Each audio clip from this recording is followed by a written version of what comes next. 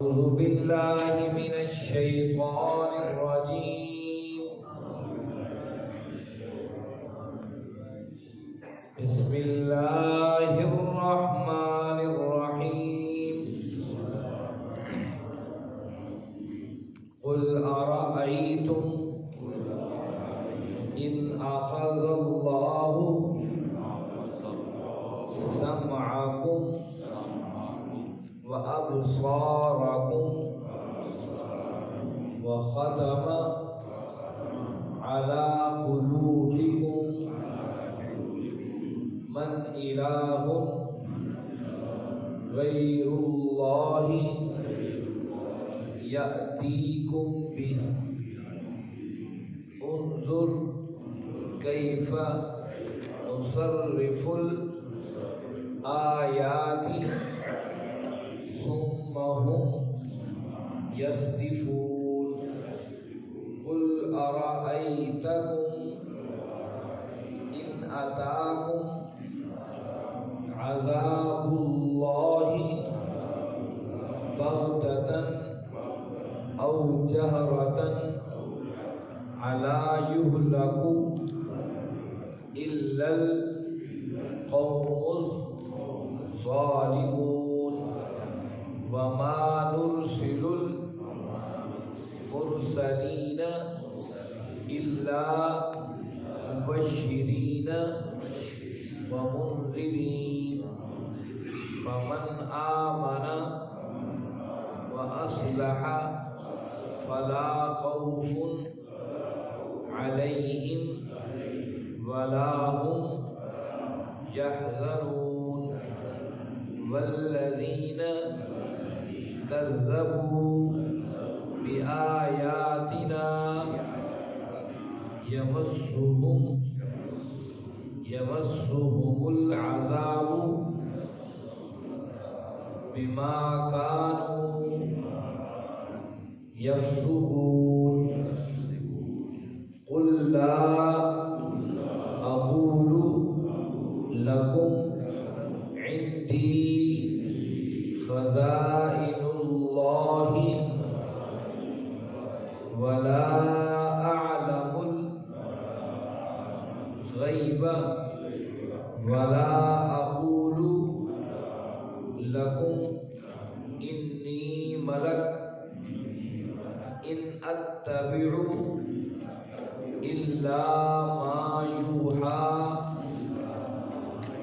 إلي قل هل يستوي الأعمى والبصير أفلا تتفكرون صدق اللہ.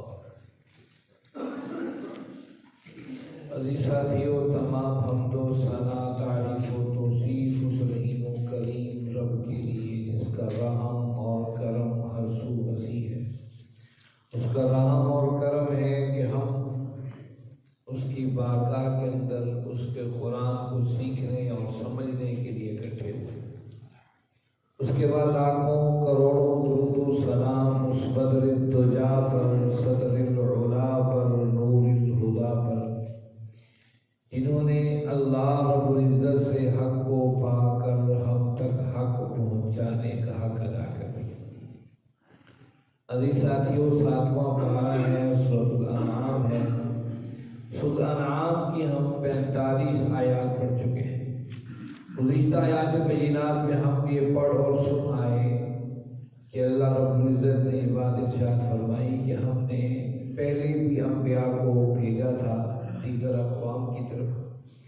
جب ان لوگوں نے انبیاء کی دعوت کا انکار کر دیا تو پھر ہم نے انہیں مالی اور جسمانی تکلیفوں کے اندر ہم نے ان پر اتار دیا. مالی اور جسمانی 2 تکلیفیں ایسی ہیں جو انسان برداشت نہیں کر سکتا ہے. مالی لحاظ سے اس لحاظ سے برداشت نہیں کر سکتا ہے کہ جب تک انسان کے پاس روٹی نہیں ہوگی وہ اللہ کا کفر بھی کر جائے. کسی بزرگ سے کسی نے پوچھا تھا کہ اسلام کے کتنے ارکان ہیں؟ انہوں نے کہا کہ اسلام کے 6 ارکان ہیں: کلمہ، نماز، روزہ، حج، زکوٰۃ اور روٹی. ان کا روٹی بھی رکن ہے. کہاں روٹی ہو پڑھا جائے، روٹی ہوگی تو نماز پڑھی جائے گی، یہ تو پہلا رکن ہے۔ اور حدیث کے مبارکہ میں آتا ہے اللہ کے نبی صلی اللہ علیہ وسلم نے ارشاد فرمایا کہ انسان کو بھوک کفر تک لے جاتی ہے۔ گویا کہ ایسی چیزیں ہیں، اللہ رب العزت نے فرمایا جو انبیاء کی باتوں کو نہیں مانتا تھا بالباسا، ہم نے مالی عذاب اور مشکلات پر کو شکار کر دی۔ آج دنیا دولت کے پیچھے بھاگ رہی ہے، اللہ دولت کا حل انبیاء کی دعوت کو قبول کرنے میں بتاتا ہے۔ گویا کہ آج بھی امت مسلمہ آقا کریم صلی اللہ علیہ وسلم کی اس حیات طیبہ کو اپنی زندگی کا حصہ بنا لے تو امت دنیا کے اندر مشکلات کا شکار ہے، مالی لحاظ سے جس لحاظ سے اللہ اسے نکال کے کھڑا کر دے گی مشکلات سے۔ قرآن کے نسخہ بتایا وَالضَّرَّاءَ، جسمانی تکلیفیں ان کو دی، شاید کہ یہ لوگ سمجھ جائیں خیر کی طرف آ جائیں، لیکن نہیں۔ اللہ رب العزت نے فرمایا کہ پھر ایسا ہو گیا کہ ان کے دل سخت ہو گئے اور شیطان نے ان کے کاموں کو بڑا خوبصورت کر کے دکھایا۔ جب یہ اللہ کے احکامات کو بھول گئے تو اللہ نے پھر عذاب کی سختی نہیں کی، وسائل کھول دیے، لو بھی کھاؤ پیو عیاشیاں کرو، اسی میں رہو، اپنے خوشیوں کے اندر مگن رہو۔ پھر اچانک آ کر اللہ نے فرمایا پھر ہم نے ان کو پکڑ لیا۔ یوں اللہ کافر ظالموں کی جڑوں کو کاٹ کے رکھ دیتا ہے۔ والحمدللہ رب العالمین، ڈنکا اللہ ہی کا بجتا ہے آج بھی اور کل بھی۔ صرف دنیا میں بڑے بڑے بادشاہ آئے اور چلے گئے، بڑے بڑے تکبر اور دولت کے بڑے بڑے گھمنڈی آئے اور چلے گئے، لیکن اللہ کل بھی ہیں، آج بھی ہیں اور کل بھی موجود رہیں گے۔ یہ تھی گزشتہ آیات۔ آج کا سبق آیت نمبر 46 سے شروع ہوتا ہے۔ فرمایا اعوذ باللہ من الشیطان الرجیم، قل ارائیتم، قل کہہ دیجیے، ارائیتم تمہارا کیا خیال ہے، ان اخذ اللہ، کہ اگر اللہ لے لے سمعکم، تمہاری سماعتوں کو، وابصارکم، اور تمہاری آنکھوں کو، بصارتوں کو، وختم علی قلوبکم، اور مہر لگا دے اللہ تمہارے دلوں پر، من کون ہے، الہ معبود غیر اللہ، اللہ کے سوا، یأتیکم بھی، جو تمہیں یہ ساری چیزیں لا دے۔ انظر دیکھو، کیف نصرف الآیات، کیسے اللہ پھیرتے ہیں آیات کو، ثم ہم یصدفون، پھر کیوں تم اعراض کیے ہوئے ہو، اس سے تم موڑے ہوئے کیوں؟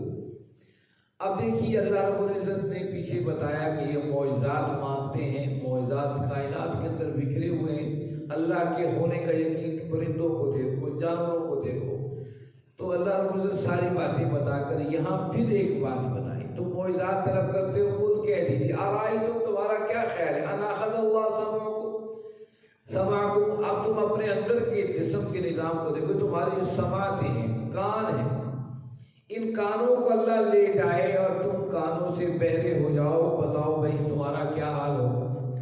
انسان اپنے کانوں سے پورے ماحول کو سنتا ہے، اور دیکھیے رنگینیوں کو جو ہے، جو آوازوں کو سنتا ہے، چہچہاٹ کائنات کے نظام کو، لیکن وہی بند ہو جائے تو پھر بندہ کیا سن سکے؟ ذرا اس شخص کے پاس ذرا جا کر بیٹھ کے دیکھیے جو سننے کی صلاحیتوں سے محروم ہو گیا ہے، اس سے پوچھئے کہ دنیا کی زندگی اس کی کیسی گزر رہی ہے۔ سمعکم، اللہ کا نظام دیکھیے، کان کیا زبردست چیز ہے، کان بھی اللہ کی ایک نعمت ہے اور ایک اللہ کی آیت ہے، نشانی ہے۔ کان تین معمولی کمزور سی ہڈیوں پر مشتمل ایک آلہ ہے جو اللہ نے انسان کے ساتھ فٹ کر دیا ہے۔ کمال دیکھیے، اس کان سے ہم سنتے ہیں اور آوازوں کو، آپ مختلف آوازیں آ رہی ہیں، مختلف، آپ جو آواز سننا چاہیں اس پر کان لگائیں، آپ کو وہی آواز سنائی دے گی، باقی آوازوں کو شور شرور ہوتا رہے گا۔ یہ اللہ کا نظام ہے۔ صرف کان کا کام سننا ہی نہیں ہے، کمال دیکھیے، کان انسان کے لیول کو بھی درست رکھتا ہے۔ کان کے اندر یہ سسٹم ہے کہ انسان کے سر کو اپنے لیول پہ رکھتا ہے۔ ہم سر دائیں اور بائیں جو گھما رہے ہیں، یا ہم سر جو ہے یہ کر رہے ہیں، اس کے بھی پیچھے اس کانوں کا ہاتھ ہے۔ کان جو ہے انسان کے سر اور دماغ کو بھی سیدھا رکھتا ہے۔ کان کی بڑی اہمیت ہے، اس نے سمع کو پہلے کان کا تذکرہ کر کے بتایا۔ کان کی اہمیت ہے، اس وقت لوگ اتنا نہیں سمجھتے تھے، آج جدید سائنس آ گئی اور کان کے قریب ترین اندر اور باہر کی ساری چیزیں انسانوں کے سامنے رکھ دی۔ یہ کان کتنا بہترین آلہ ہے، اور کان اگر خراب ہو جائے، دنیا کی کوئی چیز، کوئی انسان ایسی چیز نہیں بنا سکتا ہے، کان جیسا بنا ڈالے. آلے بنائے ہیں سماعت کی لیکن کان نہیں بنا سکتا ہے. تو فرمایا اخذ اللہ سماعکم، اللہ تمہاری سماعتوں کو لے جائے، وابصارکم تمہاری آنکھوں کو لے جائے. اور یہ آنکھوں کا نظام دیکھیے کیا زبردست نظام ہے. میں اور آپ ایک دوسرے کو دیکھ رہے ہیں، دنیا کی رنگینیوں کو دیکھتے ہیں، صبح کا سورج کا نکلنا اور رات کا غروب ہونا، اور رات کے ستارے اور چاند کتنی بہاریں دکھا رہے ہیں. دنیا میں کتنی سینکڑوں رنگینیاں ہیں جو آپ اور ہم اپنی آنکھوں سے دیکھ رہے ہیں. یہ بڑی نعمت ہے. اور آج کی سائنس نے بڑی عجیب بات کہی کہ انسان آنکھوں سے نہیں دیکھتا ہے، یہ آنکھوں کے پیچھے ایک نظام ہے جس سے انسان دیکھتا ہے. آنکھ تو بظاہر ایک سامنے دیکھنے کی چیز، سامنے نظر آنے والی چیز ہے، اس کے پیچھے ایسا باریک ترین نظام اللہ نے رکھا ہے جس کو انسان نے سمجھنے اور سلجھانے میں عرصہ لگا دیا ہے. اس کے پیچھے وہ چیزیں جسے انسان دیکھتا ہے. بڑا اللہ رب العزت کا نظام ہے. فرمایا وابصارکم، اگر تمہاری بصیرتوں کو اللہ لے جائے، تمہاری آنکھوں کو بصارتوں کو لے جائے تو پھر کیا کرو گے؟ انسان کی بصارت جب آنکھیں ختم ہو جائیں تو ساری رنگینیاں ختم ہو جاتی ہیں. وختم علی قلوبکم، اور تمہارے دلوں پر اللہ مہر لگا دے. دیکھیے مہر لگانے سے مراد یہ ہے کہ انسان سوچنے سمجھنے کی صلاحیتوں سے جو ہے وہ ختم ہو جائے، اس میں کوئی سوچنے سمجھنے کی صلاحیت نہ رہے. پھر بندہ کیا کرے؟ من الہ غیر اللہ، کون ہے اس اللہ کے سوا جو تمہاری آنکھیں تمہیں لوٹا دے، تمہارے کان لوٹا دے، اور جو تمہارے دل کی سختیاں وہ لوٹا دے؟ کون ہے؟ اللہ نے سوال کر کے یہ پوچھا. یہ سوال کر کے یہ تعلیم کا بہترین ذریعہ ہے کہ کوشچن کرنا، ان سے جواب لینا. ہمارے ہاں یہ سب سے بڑا تعلیمی سلسلہ ختم ہو گیا ہے. قرآن نے دیکھی اکثر جگہ پر خود سوال کیے ہیں اور ان کے جوابات چھوڑے ہیں. مشرکین پر، کفار پر، بعض اہل ایمان سے سوال کیے گئے ہیں، ان کے جواب پھر بندے کو سوچنے پر بات مجبور کر دی. اللہ کے نبی صلی اللہ علیہ وسلم کا دار تعلیم ایسے ہی تھا. آپ نے فرمایا من السرہ، صحابہ بیٹھے ہوئے تھے، من السرہ، سرہ کہتے ہیں پہلوان. آپ نے فرمایا بھائی پہلوان کون ہوتا ہے؟ اب یہ سوال اور جواب کے طرز کا جو انداز تعلیم ہے، اس سے انسانی دماغ حاضر بھی ہو جاتے ہیں اور جواب کو ڈھونڈنے کے اندر اپنی صلاحیتیں لگا دیتے ہیں. ہمارا نظام تعلیم جو آج رائج ہے وہ ناکامی کا شکار کیوں ہے؟ اس میں رٹا سسٹم ہے. جو ہمارے وزیر تعلیم بنتے ہیں انہوں نے یا تو بڑی بڑی یونیورسٹیوں سے پڑھا ہوتا ہے، وہ سمجھتے ہیں شاید اس تبدیلی کرنے کا کوئی فائدہ، کوئی مقصد نہیں. سارے تبدیلیاں کر رہے ہیں لیکن اس نظام تعلیم کو ہم بدلنے کو تیار نہیں ہیں. نظام تعلیم کیا ہے؟ اللہ کے نبی صلی اللہ علیہ وسلم جو دیا وہ سوچنے اور جواب کی تلاش کرنے کو دیا ہے. اور ہمارے ہاں کے زمانے میں علامہ اقبال یونیورسٹی کا طرز تعلیم بڑا زبردست تھا. وہ کتاب دے دیتے ہیں پڑھنے کو، یہ کتاب ایسے پڑھیے، لیکن اس کتاب میں سے پیپر نہیں آئے. کتاب سے آپ نے دماغ میں سکیچ بنانا ہے اور اس سکیچ پہ پیپر آئیں گے کہ آپ کے دماغ میں کیا ہے، اس کتاب سے پڑھ کر آپ نے کیا محسوس کیا ہے، وہ سوالات. اور اس طریقے سے انسان کی ذہنی جو صلاحیتیں بڑھتی ہیں. لیکن ہمارے ہاں نظام تعلیم رٹا سسٹم ایسا آ گیا کہ بالکل پوری قوم تباہی کا شکار ہو گئی. اللہ کے نبی صلی اللہ علیہ وسلم من السرہ، صحابہ بیٹھے رہے. ہمیں پہلوان کسے کہتے ہیں؟ پہلوان کون ہوتا ہے؟ اب صحابہ سوچنے پر مجبور ہیں، پہلوان پہلوان پہلوان. اب سب ذہنوں میں آئے گا پہلوان تو وہی ہے دوسرے کو اٹھا کر پٹک دے اور خود جو ہے ان سے طاقتور ہو جائے اور کامیاب ہو جائے.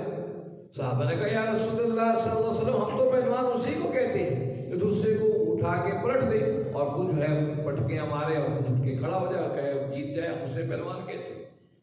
آپ صلی اللہ علیہ وسلم فرمایا پہلوان وہ ہے جو غصے کے وقت اپنے غصے کو کنٹرول کر لے. اب دیکھیے ایک سوال کو آپ نے پھینکا اور صحابہ کو اس کا جواب تلاش کرنے کے لیے مجبور کیا. صحابہ کی توجہ بھی برقرار رہی اور پھر جو اس کے جواب میں آپ نے جو بات کہی صحابہ کے ذہنوں میں ایسی ذہن نشین ہوئی. صحابہ جب بھی غصے میں آتے دوسرے صحابیوں نے وہ بات یاد دلوا دیتے، وہ اپنے غصے کو ٹھنڈا کر لیا کرتے. یہ آپ کا انداز تعلیم تھا. یہی انداز تعلیم اگر پھر سے اس امت میں رائج ہو جائے، سوال و جواب. اب بس کیسے رائج ہو جائے؟ آپ سے کوئی سوال پوچھ لیجیے، آپ سو کہیں گے صبح قرآن کا راستے اپنے آنا ہی نہیں. یاد رکھیں سوال جواب سے انسان کی ذہن کو جلا ملتی ہے، سوچ و فکر کی طاقت ملتی ہے. تو آپ نے فرمایا بتاؤ بھائی، بتاؤ من الہ غیر اللہ یاتیکم، یہ ساری چیزیں اگر لے جائے تو خود بتاؤ کون ہے جو اس کو واپس پلٹانے والا ہے. لامحالہ اس سوال ایسا تھا، مشرکین مکہ نے دماغ میں سوچا بھی ہماری یہ بات تو فضول گئی، بات تو صحیح ہے۔ انظر، اللہ نے کہا دیکھو، کیف نصرف الآیات، ہم کیسے بار بار آیات کو گھما پھرا کر بتا رہے ہیں۔ کبھی تمہیں بتا رہے ہیں آسمان کی وسعتیں دیکھو، زمین کی وسعتیں دیکھو، کبھی بتا رہے ہیں ہم تمہیں کہ جانوروں کے نظام کو دیکھو، پرندوں کے نظام کو دیکھو۔ اب ہم تمہیں تمہاری ساری زندگی کے بارے میں بتا رہے ہیں۔ انظر کیف نصرف الآیات، ہم بار بار آیات کو پھیر کے دائیں بائیں کر کے تمہیں بتا رہے ہیں۔ ثم ہم یصدفون، پھر کہاں اس سے اعراض کیے ہوئے ہو بولے ہوئے، بتاؤ تو صحیح۔ قل، کہہ دیجئے، ارائیتکم، تمہارا کیا خیال ہے، ان اتاکم عذاب اللہ، اگر تمہیں آ جائے اللہ کا عذاب تم پر، بغتتاً، اچانک، او جہرتاً، یا جو ہے وہ سریعام الاعلان، حل یہلک، کیا ہلاک ہوں گے الا القوم الظالمین، ظالموں کے علاوہ کیا کوئی اور بھی ہلاک ہوگا؟ یہاں ایک سوال ہے، لیکن سوال سے پہلے ایک بات زبردست بتائیں گے۔ دیکھیے، ہم اپنی عملی زندگی میں دیکھیں، اکثر آپ دیکھتے ہیں موٹر سائیکل سوار جا رہے ہیں، ان کا سٹینڈ نیچے لٹکا رہا ہوتا ہے، اگر بھائی اس کا سٹینڈ اوپر کر لو، لائٹ کسی کی اگر جل رہی ہے دن کی، آپ کہتے تو بھائی لائٹ تو بند کر لو، وہ کہ آپ اس کے خیر خواہ ہو کہ بھائی چوٹ لگ جائے گی، دن میں لائٹ جل رہی ہے گاڑی کی تو لامحالہ اس کا جو ہے بیٹری کا نقصان ہوگا، آپ اس کے خیر خواہ۔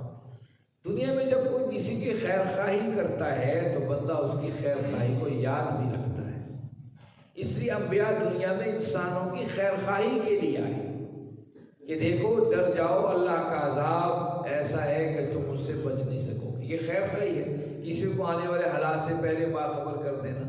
دیکھیے آپ کے بچے کی عادتیں خراب ہو رہی ہیں، کل دیکھو نقصان نہ ہو جائے، اب تو آپ کا خیر خواہ آپ کو اگلے آنے والے حالات سے باخبر کر رہا ہے، آپ فوراً اس پر جو ہے وہ چونک جاتے ہیں اور خیالات شروع کر دیتے ہیں۔ وہ کہتا ہے بھائی جو تمہارا طریقہ دکانداری ہے کمانے کا صحیح نہیں ہے، اس کو صحیح کر لو نہیں تو نقصان اٹھاؤ گے، وہ آپ کا خیر خواہ ہے۔ انبیاء سے بڑھ کر کون خیر خواہی کر سکتا ہے جو ہماری اصل خیر خواہی کر رہے ہیں؟ یہ تو دنیا کا نقصان مختصر ہے، آپ جو ہی مریں گے شاید دنیا کا نقصان آپ کے ساتھ ہی ختم ہو جائے، لیکن اصل نقصان آخرت کا ہے۔ اس لیے انبیاء آئے اور بتایا کہ دیکھو ان اتاکم عذاب اللہ بغتۃ او جہرۃ، اللہ کا عذاب اچانک آ جائے یا پھر جو ہے سرعام آ جائے سب کے سامنے، حل یہلک الا القوم الظالمون، سوال پھر کر دیا، بتاؤ ظالموں کے علاوہ بھی کوئی بچے گا؟ اور یہ بات سب جانتے تھے کہ ظالم تو ظالم ہی ہوتا ہے۔ وما نرسل المرسلین الا مبشرین ومنذرین، ہم نے نہیں بھیجا، وما نرسل، ہم نے نہیں بھیجے مرسلین رسول الا مگر مبشرین، خوشخبری دینے والے، ومنذرین اور ڈرانے والے۔ فمن آمن، پر جو ایمان لایا، وہ اصلح، اور اس نے اپنی اصلاح کر لی، فلا خوف علیہم ولا هم یحزنون، اس پر نہ کوئی خوف ہے نہ اس پر کوئی غم ہے۔ اب یہاں بتایا کہ رسولوں کی ذمہ داری کیا ہے، رسول اصل میں آتے اس لیے ہیں۔ اب وہ آگے وہ سوالات آج لوگ پوچھ رہے تھے، آ کے سوال پوچھتے تھے کہ کوئی سمجھتے تھے جب اللہ کے رسول وہی آ رہی ہے نا تو لوگ عام طور پہ لوگ سمجھتے تھے کہ یہ غیب بھی جانتے ہیں۔ کوئی پوچھتا کہ جناب میری اولاد ہوگی کہ نہیں ہوگی، میرے بیٹا ہوگا کہ یا بیٹی ہوگا، یا میری کھیتیاں جو ہیں یہ سب نبض و شاداب ہوں گی کہ یا نہ ہوں گی۔ اس دور کے جو کاہن تھے نا، اس قسم کے لوگ آ کے سوال پوچھا کرتے تھے، وہ پھر جواب دیتے تھے ہاں بھی تمہاری اولاد ہوگی، بیٹا ہوگا، بیٹی ہوگی۔ آج بھی ایسے ہمارے دائیں بائیں بہت سے ایسے عامل قسم کے لوگ موجود ہیں، آپ ان سے جا کے پوچھیں وہ کہیں گے ہاں جی ہاں بالکل ٹھیک، یہ ایسے ہی ہے، یہ میری شادی کب ہوگی، جو فلاں مہینے میں ہوگی، وہ فلاں ہوگی۔ تو وہ بھی آ کر پوچھا کرتے تھے اللہ کے نبی صلی اللہ علیہ وسلم، یا رسول اللہ محمد صلی اللہ علیہ وسلم بتائیے نہیں ہماری اولاد ہوگی کہ نہیں ہوگی، کیونکہ وہ سمجھ رہے تھے آسمانوں سے وہی آ رہی ہے، کیونکہ یہ بھی غیب کا معاملہ ہے، بیٹوں کا، بیٹیوں کا، کھیتیوں کی فصل یابی کا، تو وہ بھی اب سوال پوچھ رہے تھے۔ اللہ نے کہا کہ وما نرسل المرسلین، ہم اپنے رسولوں کو ان کا چھوٹے موٹے کاموں کے لیے نہیں بھیجا ہے، ان کی اصل ذمہ داری مبشرین و منذرین، لوگوں کو خوشخبری سنانا اور لوگوں کو ڈرانا ہے کہ آنے والے حالات سے خوشخبری دیں۔ اگر تم اصلاح رکھو گے، اللہ اور اس کے رسول کے راستے پر چلو گے تو تمہیں خوشخبریاں ملیں گی، جنتیں ہوں گی، دنیا کے معاملات بھی تمہارے آسان ہو جائیں گے۔ وہ منذرین، اگر نہیں کرو گے تو اللہ کا عذاب آئے گا۔ کہا نبی اس لیے آتے ہیں، یہ چھوٹی چھوٹی باتیں بتانے نہیں آئے، فمن آمن، اور یہ بھی کہا جو ایمان لایا، واصلح، اس نے جس نے اپنی اصلاح کر لی۔ صرف ایمان ہی چیز نہیں ہے کہ ایمان قبول کر لیا بس بات ختم۔ قرآن نے جہاں پر ایمان کے تذکرے کیے، وعاملوا الصالحات کا تذکرہ ضرور کیا۔ اچھا، مزے کی بات یہ ہے جب ہم ایمان اور صالح کی بات کرتے ہیں ہم سمجھتے شاید یہ آیات کافروں کی نہیں ہے، کافر ایمان لائیں گے تو قربان جائیے اللہ رب العزت نے انسان کی سوچ و فکر کو بھی توڑا ہے۔ یا ایھا الذین آمنوا آمنوا، قرآن کا ایمان والو ایمان لاؤ، یعنی گویا کہ ایمان والے ہیں انہیں کہا جا رہا ہے ایمان لے کر آؤ۔ یا ایھا الذین آمنوا هل ادلکم علی تجارۃ تنجیکم من عذاب الیم تؤمنون باللہ ورسولہ، کہ مخاطب آیت کی ابتدا اہل ایمان سے ہے کہ دیکھو تم اللہ کے ساتھ تجارت اختیار کرو اور تجارتیں کرو۔ تجارت کیا ہے؟ تؤمنون باللہ، پہلے اللہ پر ایمان لاؤ۔ گویا کہ پہلی چیز مومنوں سے کہی جا رہی ہے کہ ایمان والو تمہیں اپنے ایمان کو مضبوط کرنا ہے۔ فمن آمن، جو ایمان لایا، واصلح، اس نے اپنی اصلاح کر لی، فلا خوف علیہم ولا هم یحزنون، یہ بہت بڑا اعزاز اور تمغہ ہے کہ اس پر کوئی خوف نہیں ہوگا اور کوئی غم نہیں ہوگا۔ غم جو ہے وہ مستقبل کا ہوتا ہے، خوف ماضی کا ہوتا ہے کہ ہم نے پیچھے کیا کر کے آئے تھے اب کیا ہوگا۔ تو خوف اور غم کی ساری صفات یہ اللہ نے فرمایا کہ یہ سارے معاملے اہل ایمان کے لیے اور ان لوگوں کے جنہیں اپنی اصلاح کر لی یہ نہیں ہو۔ والذین کذبوا بآیاتنا، اور جن لوگوں نے انکار کیا بآیاتنا ہماری نشانیوں کا، یمسہم العذاب، ان پر عذاب آئے گا، بما کانوا یفسقون، اس بنیاد پر جو فسق کر رہے ہیں۔ فاسق کس کو کہتے ہیں؟ اللہ کے نافرمان۔ میں نے کو بتایا تھا کفر کی 3 کیٹیگریاں ہیں، ایک ہے فسق ہے، ایک کفر ہے اور ایک طاغوت ہے۔ فسق یہ ہے کہ مانے اللہ اور اس کے رسول کا حکم یہ ہے لیکن عملی طور پر وہ کہیں اللہ اور اس کے رسول کا حکم موجود نہ ہو، قرآن نے اس کو فاسق کہا ہے۔ کافر ہوا جو کلی طور پہ انکار کرتے میں اللہ اور اس کے رسول کو مانتا ہی نہیں۔ تیسرا کفر ہے طاغوت، جو یہ کہے کہ میں تو مانتا نہیں، اب دنیا میرے غلام بنے اور میری نوکر بنے اور میں اس کا جو ہے بادشاہ اور میں بنوں، اس کو قرآن نے طاغوت کہا ہے۔ 3 کیٹیگری ہیں کفر کی۔ یہاں بتا بما کانوا یفسقون، یعنی گویا کہ جو لوگ اللہ اور اس کے رسول کو مانتے ہیں پر عملی کردار میں اس کو بالکل دور رکھا ہوا ہے، اللہ کو کہہ رہے ہیں کہ انہیں بھی اللہ کا عذاب آ سکتا ہے۔ قل لا اقول لكم عندي خزائن اللہ، کہہ دیجئے لا اقول، میں یہ نہیں کہتا لکم تمہیں عندی کہ میرے پاس خزائن اللہ، اللہ کے خزانے ہیں، ولا اعلم الغیب، نہ ہی یہ دعویٰ رکھتا ہوں کہ میں علم غیب جانتا ہوں، ولا اقول، نہ ہی میں یہ کہتا ہوں لکم تمہیں انی ملک کہ میں کوئی فرشتہ ہوں، ان اتبعو، میں تو یہ کہ اتباع کرنے والا ہوں، الا ما یوحا الیہ، جو میری طرف وحی کی گئی ہے۔ قل کہہ دیجئے حل یستوی الاعمی، کیا برابر ہو سکتے ہیں اعمیٰ اندھا والبصیر اور دیکھنے والا، افلا تتفکرون، کیا تم غور و فکر نہیں کرتے؟ یہ آیت بڑی اہمیت کی حامل ہے۔ اس آیت کو ذرا سمجھنے کے لیے تھوڑا سا شعور کو جگانا پڑے۔ پہلی بات یہ تھی کہ یہاں معاملہ چل رہا ہے کفار کا۔ کفار ان آیات میں اعتراض کر رہے تھے، کوئی فرشتہ ہوتا، کوئی یہ ہوتا، کوئی دولت ہوتی ہے آپ کے پاس۔ اب ان کا یہ بھی تھا کہ دیکھیے آپ اللہ کے نبی ہیں تو نبی کو قریب کیسے ہونا چاہیے؟ اللہ کے نبی صلی اللہ علیہ وسلم اعلان نبوت کے بعد آپ نے کوئی کام نہیں کیا ہے، آپ نے کوئی تجارتی معاملات اعلان نبوت کے بعد کوئی نہیں کیا، روزگار کا کوئی سسٹم اعلان نبوت کے بعد آپ نے نہیں کیا۔ اب وہ کافر اعتراض کر لو یہ کوئی نبی ہے، لیکن وہ وسائل ہوتے، پیسہ ہوتا، یہ لوگ دیتے رہتے، لوگ کوئی آیا تو فوراً جیب سے نکالتے اس کو دے دیتے۔ اللہ کے نبی صلی اللہ علیہ وسلم کی صفات میں سے ایک صفت یہ بھی تھی کہ آپ اللہ کے راستے میں خرچ کرنے والے تھے۔ سب مکہ کی امیر ترین عورت حضرت خدیجہ کبریٰ سلام اللہ علیہا رضی اللہ تعالیٰ آپ کے نکاح کے اندر تھی، اور کمال دیکھیے کہ امیر ترین خاتون آپ کے نکاح میں آئی ہیں۔ آپ تو لامحالہ وسائل ہر لحاظ سے تھے، خود مفسرین نے لکھا ہے، مورخین نے لکھا ہے آپ کے خیمے کی تنابیں بھی سونے کی داریوں سے، سونے کی رسیوں سے بٹھی ہوئی تھی، اتنی دولت تھی ان کے پاس۔ لیکن سب کا سب اماں خدیجہ خود فرماتی 40 دن نہیں گزرے کہ سب کا سب اللہ کے راستے پر لوٹا دیا۔ اب جب لوٹا دیا تو پھر تہینت، پھر تو وسائل نہیں ہے۔ اب یہ بھی اعتراض ہو رہا تھا کہ دیکھیے بھی یہ نبی ہے تو نبی کے پاس دولت تو ہونی چاہیے کہ جو بھی آئے وہ دیتا ہی رہے۔ اللہ قل میرے محبوب کہہ دیجیے لا اقول لکم عندی خزائن اللہ، میں یہ نہیں کہتا کہ میرے پاس اللہ کے خزانے ہیں، میں یہ دعویٰ لے کر نہیں آیا، میرے دعوے کو سمجھو میں پیغام کیا لے کر آیا، پیغام دولت کا نہیں ہے کہ وہ دولت ہے، اس چیز کو مت دیکھو، یہ دیکھو کہ میں پیغام کیا لے کر آیا۔ آج سب سے بڑا مسئلہ یہی ہے، ہم یہ سننے کو تیار نہیں ہے پیغام اللہ کے نبی صلی اللہ علیہ وسلم کیا لے کر آئے، ہم اس پر لڑنے کو تیار ہیں کہ حضور بشر ہیں کہ نور ہیں، حاضر ناظر ہیں یا کہ نہیں ہیں، جانتے ہیں کہ نہیں جانتے، ان باتوں پہ ہم نے جھگڑا شروع کر دیا۔ یہی بات اللہ کا قرآن کہ میرے محبوب آپ ان کو بتا دیجئے لا اقول لکم عندی خزائن اللہ، کہ میں یہ نہیں کہتا کہ خزانے میرے پاس دنیا کے خزانے ہیں، اللہ کے خزانے میرے پاس ہیں۔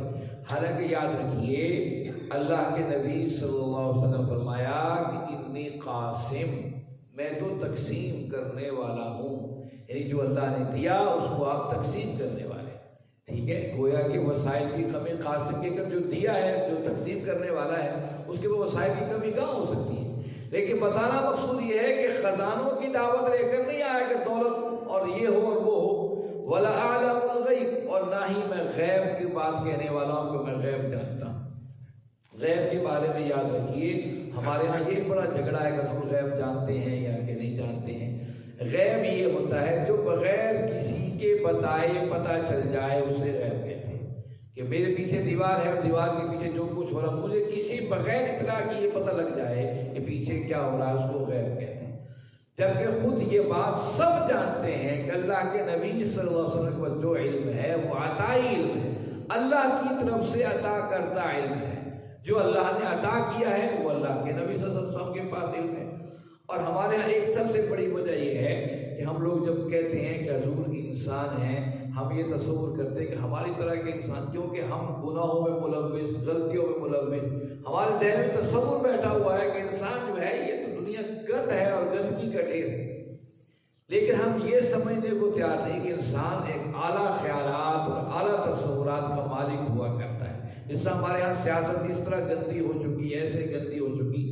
اگر میں یہ بات کہوں کہ اللہ کے نبی صلی اللہ علیہ وسلم سب سے بڑے سیاستدان تھے، لوگ ہوئے حضور کو سیاستدان کہہ گئے، گویا کہ سیاست ایسی گندگی کا ڈھیر بنا دیا گیا ہم سوچ ہی نہیں سکتے۔ جبکہ سیاست کا معنی مفہوم تو یہ ہے لوگوں کی فلاح و بہبود، لوگوں کی اصلاح، لوگوں معاشرے کی خیر کی تشکیل، یہ اصل میں سیاست ہے، جو انسانوں کے لیے بھلائی کا روز اختیار کرے، یہ سیاست کا معنی ہے۔ لیکن ہمارے ماحول نے ایسا گندا کر دیا، اگر کوئی آج کہے کہ اللہ کے نبی صلی اللہ علیہ وسلم دنیا کے سب سے بڑے سیاستدان تھے تو ہم اسے کہ لوگ استاد بار نبی کی توہین کر رہے ہیں۔ دیکھیے یہ ہیرا ہے نا، ہیرا دنیا میں مہنگی ترین چیز، سونے سے مہنگا ہیرا ہے۔ ہیرا ہے کیسا چمکدار ہوتا ہے، دنیا میں بڑی بڑی قیمتی کروڑوں اربوں میں بکنے والے جو ہے وہ ہیرے ہیں۔ لیکن ہیرے کی اصل کیا ہے؟ پتھر ہے، وہ پتھر ہی جو پتھر آپ کو پہاڑوں پہ ہاں ملتا ہے، آپ کے ٹھوکروں میں آتا ہے وہ پتھر ہی۔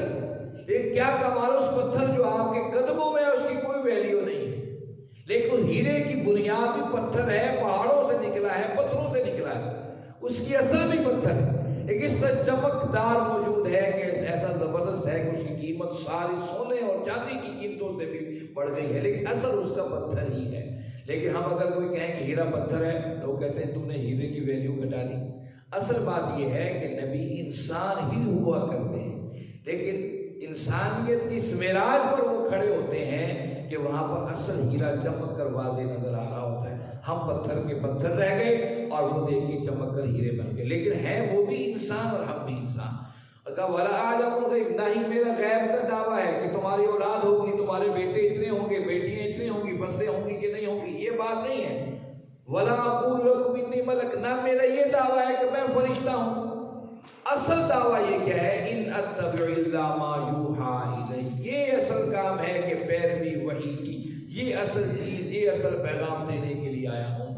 اس سے پہلے دیکھیے اگر دولت اور فرمانی اسی پر ہم لوگ مطمئن ہو جاتے تو ہم کہتے نبی کا کام تو خزانے دینا ہے، نبی کا کام تو غیب کی خبریں جاننا ہے، پھر یہ کبھی امت اس بنیاد پر تیار نہ ہوتی کہ اندیکھے رب کی آواز پر پوری دنیا کو فتح کر دیتی اور اب اندیکھے رب کو لے کر اٹھتے، یقین کے ساتھ اٹھے، اللہ کے نبی صلی اللہ علیہ وسلم کے دعوے پر یقین کرتے ہوئے دنیا کے نقشوں کو بدل کے رکھ دیا۔ تو اصل بات ہی بتائی، اصل چیز دیکھو وہ کیا ہے، وہ یہی نتبع الا ما یوحی الیہ، کہ میں محمد صلی اللہ علیہ وسلم، میں بھی اللہ کی وحی کی اتباع کر رہا ہوں۔ تمہیں بھی اگر کامیابی چاہیے ہے تو اسی وحی کی پیروی کرنی ہوگی جو میں لے کر آیا ہوں۔ اور وحی جلی اور وحی خفی، قرآن اور سنت کو وحی جلی قرآن کو کہا جاتا ہے، وحی خفی حدیث کو کہا جاتا ہے۔ قرآن و حدیث آج بھی موجود ہے۔ اصل چیز یہ ہے، اسی کو مان کر ابو بکر بنے تھے، عمر بنے تھے، عثمان بنے تھے، علی بنے تھے، سعد، سعید، طلحہ، زبیر، صحابہ اسی معیار کو لے کر دنیا کے اندر جو ہے جھنڈے اسلام کے گاڑ دیے تھے، اس وحی کی اتباع کے اندر۔ کہا کہ اصل چیز کو دیکھو، باقی معاملات کو چھوڑو۔ قل کہہ دیجئے هل يستوي الاعمى والبصير، ایک دیکھنے والا اندھا دونوں برابر ہو سکتے ہیں؟ ایک نظر آ رہا ہے، سارے دیکھ رہا ہے کہ سارے معاملات پر ایک اندھا ہے، دنیا کی رنگینیوں کو دیکھنے سے برابر ہو سکتے ہیں؟ 4 اندھے گئے نا دیکھنے کے لیے چڑیا گھر، ان کا یا چڑیا گھر دیکھنے چلے، وہیں چلو وہیں چڑیا گھر، اب وہ 4 آئے دیکھنے چڑیا گھر۔ ہمارا حال بالکل